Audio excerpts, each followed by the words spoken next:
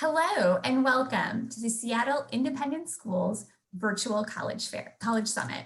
Thank you for joining us today. We have a few housekeeping announcements before we get started. You can use the Q&A button on your screen to type your questions to our presenters at any time. Your camera and microphone are off, so the panelists cannot see or hear you. This is just one of many different sessions that are happening, so be sure to sign up for additional sessions. This presentation and all of our sessions are being recorded. They'll be available within about a week at the same website where you registered. I'd now like to introduce our presenters to you. Today we will be hearing from Derek Rogers. Derek is the Director of College Counseling with the Rainier Scholars. Rachel Fumia, the Associate Director of College Counseling at the Northwest School. And administering our Q&A and assisting with getting all of those great questions answered today will be Erin Miller, the Director of College Counseling at the Northwest School. So take it away. Thank you for joining us again for Financial Aid 101. Hello and welcome everybody. I'm Rachel. And I'm Derek. And we're excited to be talking to you about applying for financial aid, the financial aid process.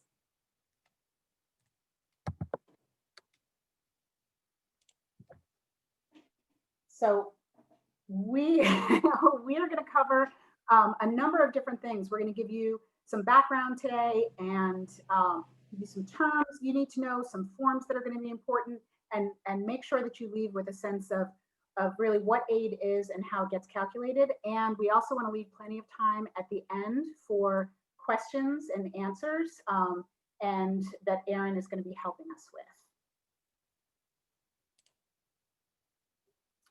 Okay, so first I would say we're just going to kind of name the elephant in the room, that thinking about college in the 21st century, not even dealing with all of the COVID stuff, but just thinking about college in the 21st century in general is stressful, because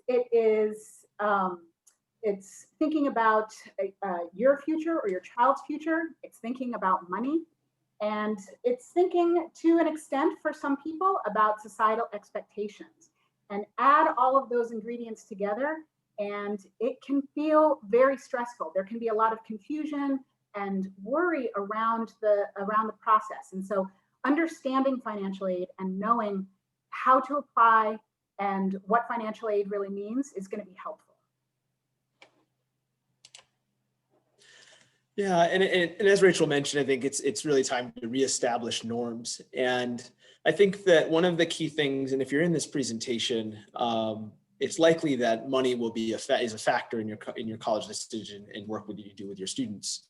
The biggest thing I think is talking about this with your students early. I think one of the challenges is if you try to put this off and have parents, and if parents really kind of delay this and say, oh, well, we'll see where a student gets in. And really that's too late, because I think one of the things I've found in my experience is that a balanced college list can actually be a really effective strategy in maximizing financial aid. So really the types of schools you select, and we'll talk about the reasons for that here in this presentation. I think also another strategy for families, if they have something that is challenging or they don't have the answers to, I think it can be helpful, and I think more colleges are open to doing this, but really chatting with a financial aid office at schools you're applying to. And so that can be a way to get clarity early on in the process. I think relieve some of that anxiety that might, I think that might allow folks to freeze up or make them do that. And so I think it's really important to engage with the schools you're applying to apply to. And I think one of the big things that I've found is wishing that something will work or just it will happen is just not a strategy. So that hope it's not effective. Really, there has to be an action plan, really. And so that can be talking with your students early and talking with counselors to get the ball rolling. Net price calculators are also a great tool to use, which each college is required to have, and that's a good way to get an estimate on what it might cost to go to a particular school. thinking about, and this is going to be more of a reference, but I think thinking about when does this all happen, right? You hear a lot about financial aid, but really when does it happen and kick off? And for any senior parents in the audience, you're in it right now, it's go time. And this October, November, December timeframe, and especially by November, if you're applying to school's early decision, is really crucial. And this is when you're essentially starting to fill out forms. Students are submitting their applications, and look, whether it's FAFSA, CSS Profile, doing the work now. They open on October 1st, so there's not much pre-work you can do in terms of actually filling out the forms on the parent side or student side. But I think going in this October, November, December timeframe is really crucial for getting things done. When you move to January, there's going to be, especially for in-state institutions, those are kind of the final deadlines, or for regular decision deadlines that many students will apply by. And so that's going to apply for students who apply for both the FAFSA and the CSS Profile, depending on which schools you're applying to. And it can also be a time where the verification process pops up. And that's a process really just asking you to submit additional documents. And so that's kind of a lesser piece to this, but just wanted to provide some context for when that might happen. Thinking too, moving to the spring after students are getting their awards back in March and April, in particular for the University of Washington or any regular decision deadlines. That's when 8 awards will be available alongside those admission decisions or shortly after. So this is the time essentially when you're going to review the 8 awards and work with your student, or for students, make your decision with college 8 awards in hand.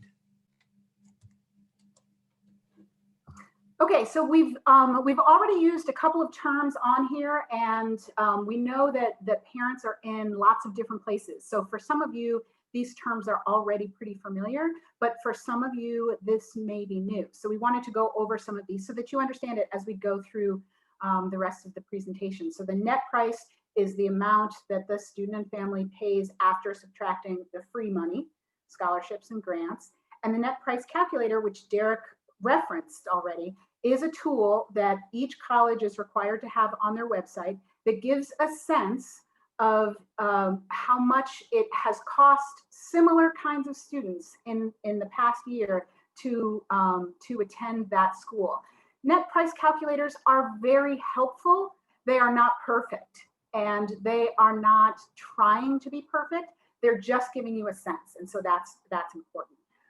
The COA, which we talk about and colleges will talk about, is the cost of attendance. And so that's the full cost of attendance, not just tuition or tuition room and board, but all of the other expenses that go along with going to college. And then the expected family contribution, the EFC, is an index, and it's calculated through the FAFSA. And we'll talk about this in a little bit more detail. And it just gives a sense of the aid that the student and family would be eligible to receive.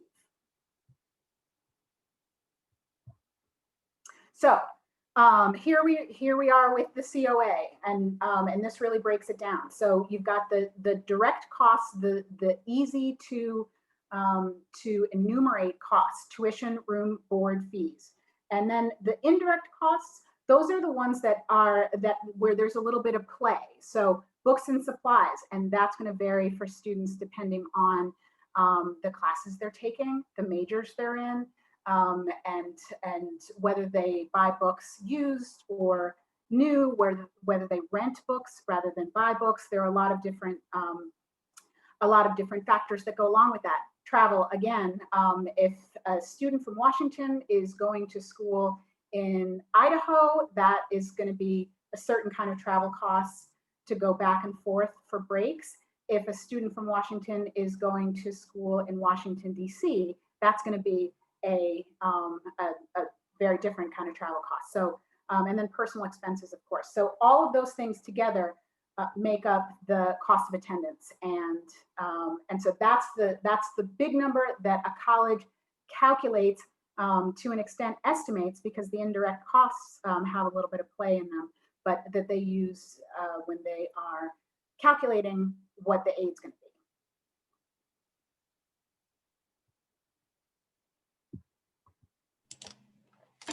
Yeah, and many parents wonder, how do colleges determine what they're required to pay? And really it starts with that expected family contribution. And that's calculated when you submit the FAFSA. And then with CSS Profile, there's also a calculation that comes in, but focusing mainly on the FAFSA, that EFC is really a key number, thinking about what is your family's measured financial strength per the FAFSA and in turn the federal government. And I think the big thing to keep in mind and the major drivers that impact the expected family contribution are the parent and student income taxes and assets. And remember with FAFSA, they're not looking at the value of the home. That's different for CSS Profile, which we'll highlight later. But the number of people in the household and the number of people in the household in college are key pieces and are really the primary drivers. They're really responsible for a majority of that expected family contribution and what that number is. So just keeping in mind that we know that it's not always what the parent wants to pay in terms of the expected family contribution, but it's really an external measurement based on the information you submit completed by the federal government. And in terms of understanding what your need is and how a college determines need, again, that figure that Rachel mentioned, that cost of attendance, they'll subtract that from the EFC, and you'll be given essentially a need. You'll have a sense of what your need is from there. Whether a school meets that need, there's only about 40 to 50 schools that meet what's called the 100% of need. So there is often a gap in between this cost of attendance, expected family contribution. So that's something to keep in mind. And they know that, they being the federal government, know that families aren't going to have one big lump sum oftentimes to pay for a college. But they know that they do provide tools. Obviously, they're going to provide things like the Pell Grant for families who are eligible, student loans, in terms of just supporting a family and how they're able to afford their education, a student's education. But there's often a gap there. So that's something to keep in mind. And again, we're a place where that balanced college list and really understanding what percentage of need a school meets comes in handy. Okay, so these are some forms that are important to know in this process. We've already mentioned the FAFSA. And the reason that we've mentioned it several times is because it is the form that all U.S. colleges are going to require for students that are applying for aid. It calculates federal aid, and it can also help a college determine some state and institutional aid as well. It is a completely free form, and it is a very important form to fill out if a student is applying for financial aid. Some students will also be doing the CSS profile, and it's similar, but it goes into much more detail, and it's only used by a smaller number of colleges. So in the 3,000 to 4,000 colleges that are in the United States, I think it's something like 800 colleges use the CSS profile. The majority of those schools are private institutions, but there are some public institutions on the list. And that is used to calculate, that gets into more granular detail because it's used to calculate institutional aid. And again, it uses the 2019 tax data. Some colleges, either instead of the CSS profile or in addition to the CSS profile and the FAFSA, they will have an institution-specific form. They'll have their own form that they want you to fill out. It's very important for students when they're applying for admission and when they're applying for financial aid to go to the financial aid website and know exactly what the steps are. And luckily, financial aid websites are typically excellent at giving giving access to all of the forms that a student needs to complete in order to apply for aid. And the institution specific forms, I would say maybe there are 20, 25 schools that use institutional specific forms, and they get into some of the same information as the CSS profile, sometimes getting even a little bit more detailed. And again, that's because they are determining their institutional aid. And then the WASFA form, which is specifically for Washington State residents, students who are DACA or undocumented, and it uses the same tax data, the 2019 tax data. And one thing I'll add with a couple things on here, the CSS profile is probably most similar to the PFS form you submit for your schools each year for financial aid. So that is a real advantage, I find. Families who have submitted that, they find the CSS profile more manageable. The FAFSA has different quirks, but is actually easier than PFS. And so I think for those of you who use that form, you'll find it to be fairly similar to what you do each year for your school. Yeah, WASFA, we're lucky to be in a state that provides a form for our DACA students and undocumented students. And it's going to look very similar to the FAFSA, but it's only, the information stays here in Washington State with the Washington Student Achievement Council. So it's only with the state government. So it's a really, we're really lucky to have that here in our state, as it's a really beneficial form and process to have. Not all states have it. So one thing to note too with that is that if you're applying to a school with CSS Profile as well, they'll ask you to fill out CSS Profile in, as maybe the only form you have to submit if it's out of state. If it's in state, and Whitman's the only school in state that requires the CSS Profile, you'd actually submit both forms. And yeah, so, and we can stay on this slide, but just very quickly, it's these forms are the forms that you need to fill out. They're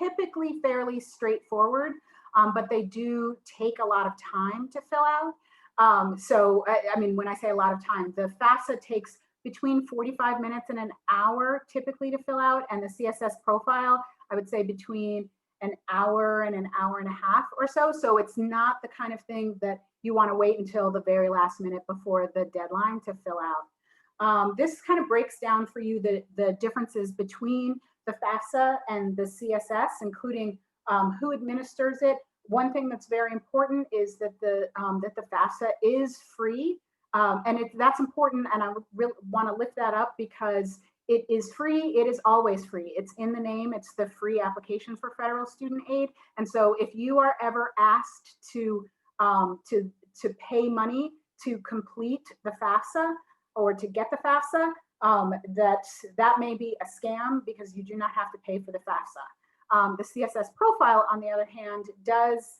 have a cost that's associated with it to submit it and then to send it to schools, to send the reports to schools. So there are fee waivers that are available, and oftentimes students who receive, who are eligible to receive SAT fee waivers can receive fee waivers for the CSS Profile.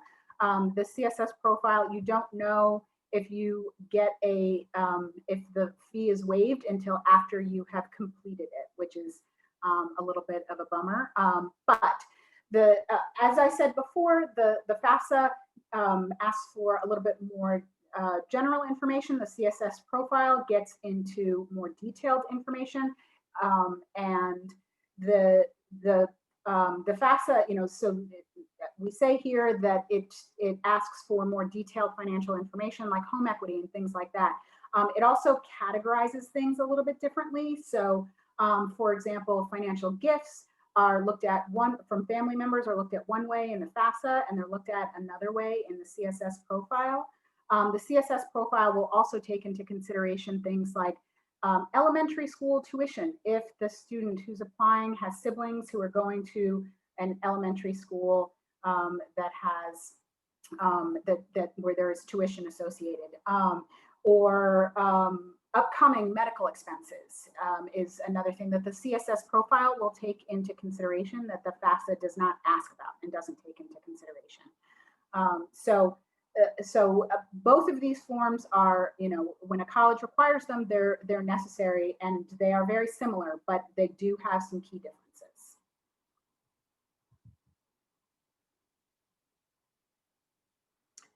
So when you've completed the financial aid application and you get the aid package, this is just a very basic breakdown of what is going to be in the package.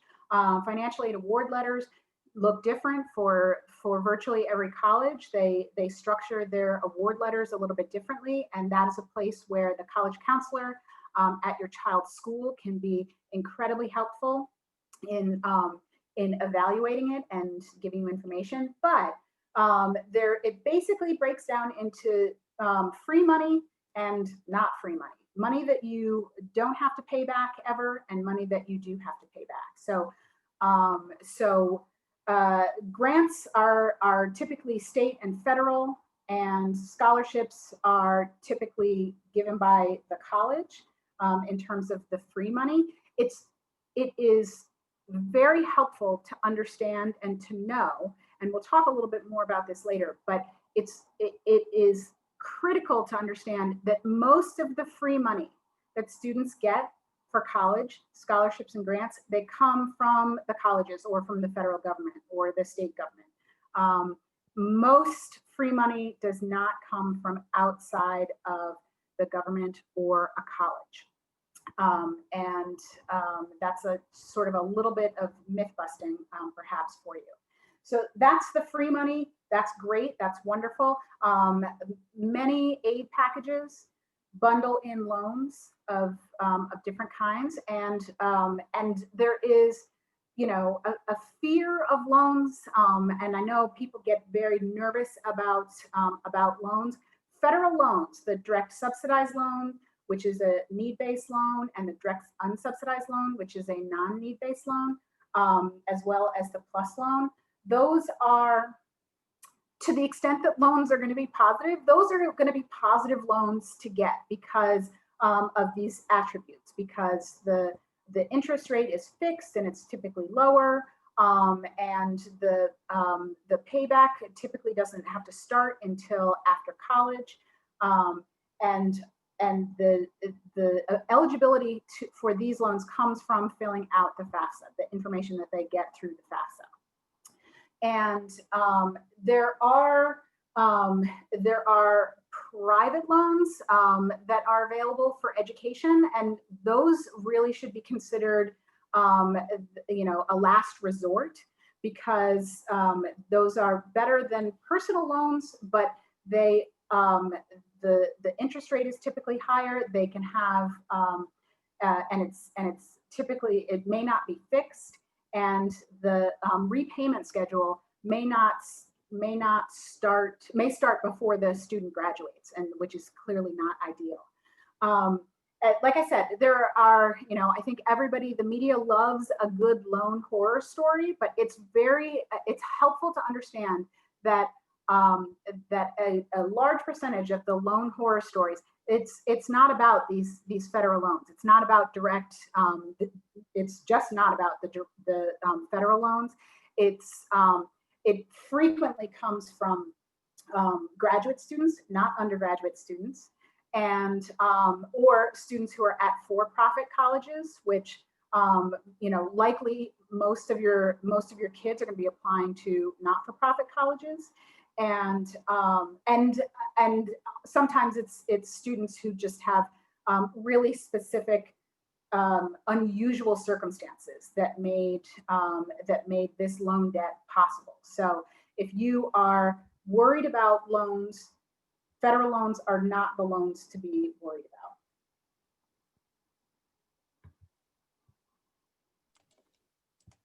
about. And I find this graphic to be really helpful because for some families, and this isn't necessarily most families, but it's some, and when it happens, it's a challenging thing for this form. But thinking about who is a parent when filling out FAFSA, so this graphic I find to be helpful from the federal government, just to provide some context for who is going to be helping fill out your form. And so For families, and this is only for the FAFSA, I should say, it doesn't include information on the CSS profile. For CSS profile, if your parents are divorced, you would need to submit a non-custodial form. So for the parent you do not live with, and for FAFSA, they look at who do you spend 51% of your time with, so who provides the majority of the support. So even if it's 50-50, essentially at that point, pick one. But CSS profile is going to ask for information from both households. So again, I find this to be helpful in determining who you're going to include on that form. And one of the big things I think we find are for students living with grandparents, grandparents are not considered parents on the FAFSA, neither are folks who have legal guardianship. So even if they are providing your support, you live with them, unless they formally adopted a student, they are not considered parents on this form.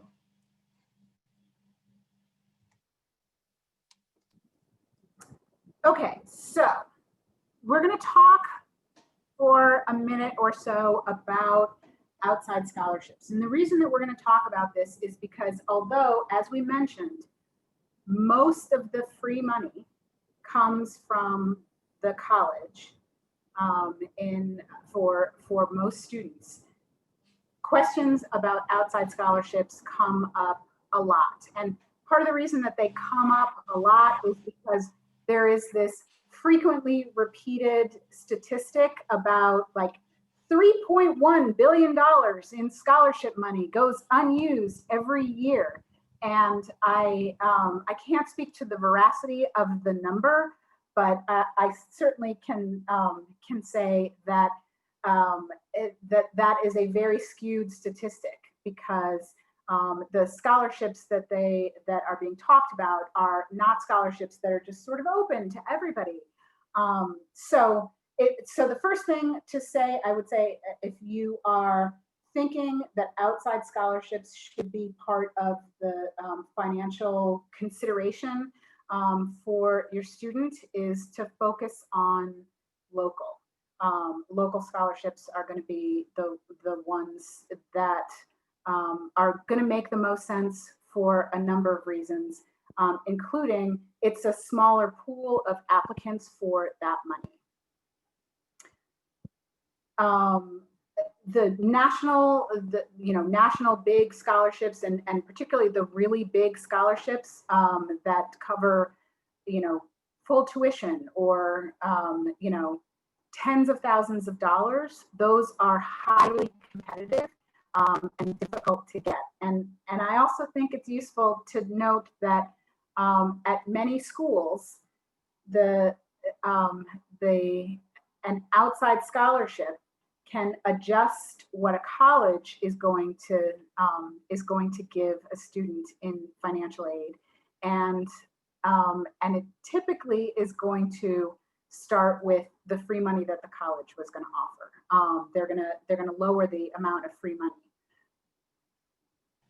Yeah, and I think one thing for parents in thinking about what scholarships to look at for students and parents, I mean, really starting with if for students, if your parents are involved in any particular organizations that have scholarships, I think starting there, just because again that pool narrows a bit. But yeah, I think that with schools substituting money, essentially their gift aid from some of the outside scholarships, it sometimes isn't a net gain. I think the biggest help that outside scholarships can provide is when you're not getting any aid. So at a lot of public schools where they're really only giving aid based on need, outside scholarships can go the furthest. But in many cases for schools that give a lot of aid, it doesn't always tend to be the biggest, the most important thing you should do in the process, I would say. This is something, we wanted to include, just talking about special circumstances given our, this current moment, right, which we hope is a moment with COVID-19 for many families, for students, that financial situation has shifted. And I think many are worried, how is a college going to know, given that we're using 2019 data? And colleges are very much expecting this. This is a process, special circumstances that they have every year. But I think in particular with COVID, they know this is coming up because they know families' incomes will shift in some instances. There might be a change in employment. So I wanted to provide some examples of what constitutes a special circumstances. And the big thing here that I do want to say that I don't have on the slide is that consumer debt is not considered a special circumstance. That's considered a choice. And families might disagree with that, but that's how financial aid offices are looking at it.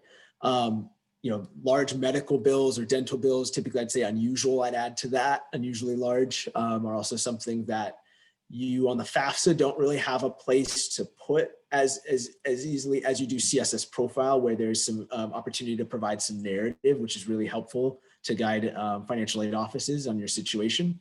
I think there are some key things. Change in marital status is also a big one, because that can shift the constitution of the household, and that's what we know is a big driver for that EFC. Same thing, parent in college, that can really alter the EFC as well. So really, that's a big thing that colleges are looking at, is something changing that expected family contribution. If it's not, you'll find that the amount of adjustment that gets made is maybe negligible, depending on the circumstance. But for some situations, it can be significant because that EFC is there's something that's shifting that EFC considerably. So those are some good terms to think of it, but wanted to provide some ideas of what constitutes special circumstances. And it's really key, I think, more now than ever. Colleges are expecting families to reach out, I think, a little more, and encouraging families to reach out a little more to their financial aid offices than in previous years, because they know how severe this pandemic has been for students and families. And Derek, I just want to interrupt for a second, because you mentioned this before, and I think it's worth saying again. Because I know that financial aid offices hear it a lot. So these are some examples of special circumstances, and there can be other examples of special circumstances. Never is it a special circumstance that we don't want to pay the amount that you're asking us to pay. And financial aid offices hear that as an appeal a lot, that we don't want to pay that. So there has to be a reason why the family is saying it does need to be adjusted, because we can't pay that. Thanks, Rachel. As we start to round out our conversation, just want to really quickly go through, reiterate, now that you've heard all this information, again, bring us back to that timeline and that context, thinking of when things happen. Again, seniors, it's go time. I think get moving on those FAFSAs and CSS profiles if you haven't already, in addition to your applications to the colleges.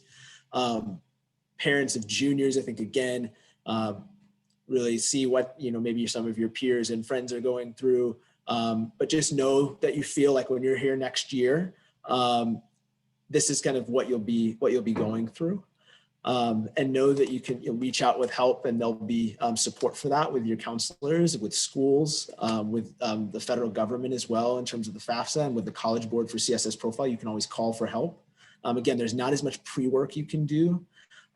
What I would say, again, the key takeaways and what some of that pre-work you can do at this stage for parents of juniors and for junior students. Again, if money is going to be a factor, really start early, have conversations, let counselors know so that they can take that into account when they build college lists. I think you'll start in January meeting with counselors at most schools, I believe. And so I think making that decision, that known to counselors, making that concern known so that they can work on your behalf more effectively. It's really hard for counselors to advocate and to build a good list that takes some of these into account without that understanding. I think now too, if there's schools that you visited or your students expressed interest in, go ahead and do that net price calculator. I think that's a really big piece. Really start to explore and survey. And that's a great task as your student is, wanting that space to explore. You wonder, how can I get in without taking over the process? And this is a fantastic way to do that. So really leverage those net price calculators again. And I think that, being honest and upfront about this is really healthy. It's not an easy discussion, right? And it's not always something that realization that can kick in right away. But again, keep remembering that hope isn't a strategy in this. We're talking numbers, and there's just sometimes a college will not come out with more money. And so that's something to keep in mind. Okay, so we have some resources for you. Remember that this is being recorded, so you don't need to jot these things down right now. You'll be able to access them within a week.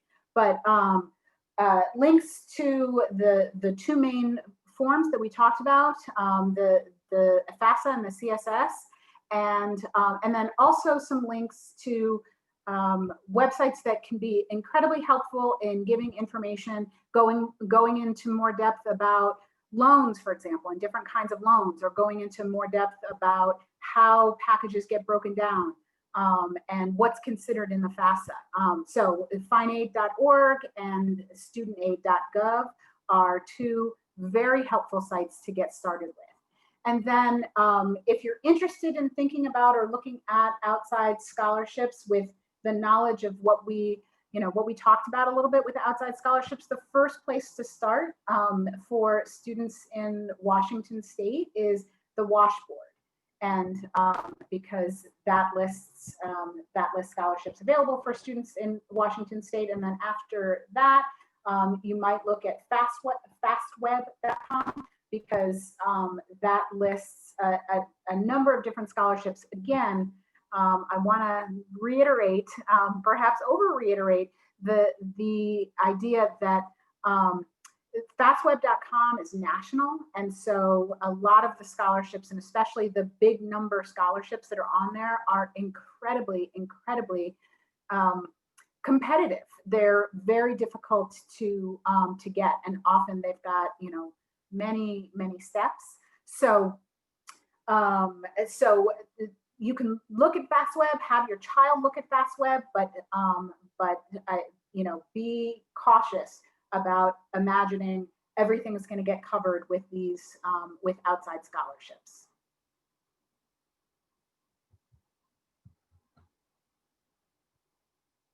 Okay.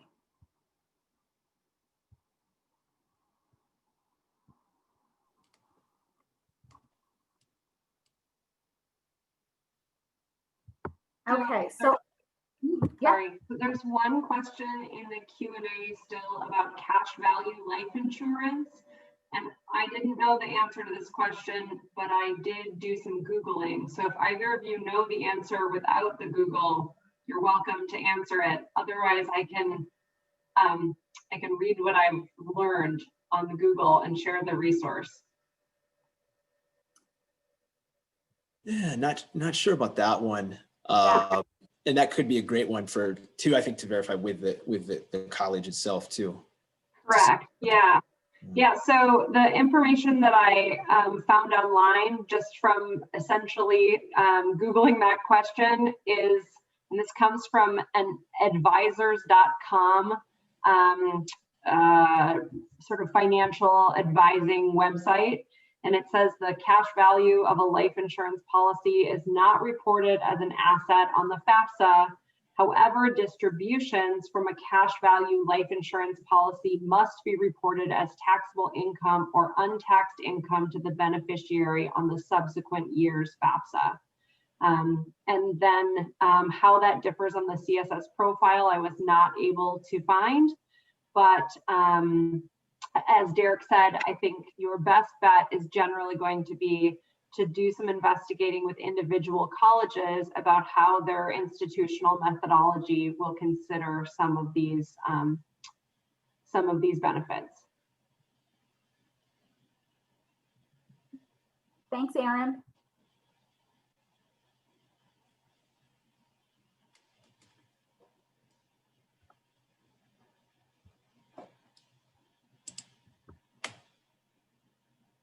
Any additional questions? Yeah, I don't think there's nothing else in the Q&A, right? Nope. Okay. Derek, anything else we should share? I think that's all, but I think again, really thinking about that balanced list is really, I think, really key, and really being upfront about the need for financial aid. is also very important and a great way to help counselors make sure your students have the most number of options and can really maximize financial aid at their desired institutions. Yeah, I think communication in general, parents communicating with their students early and often about how money is going to play a role, parents and students communicating with the school counselor, parents and students communicating with financial aid offices. That communication, that sort of 360 communication, is incredibly helpful.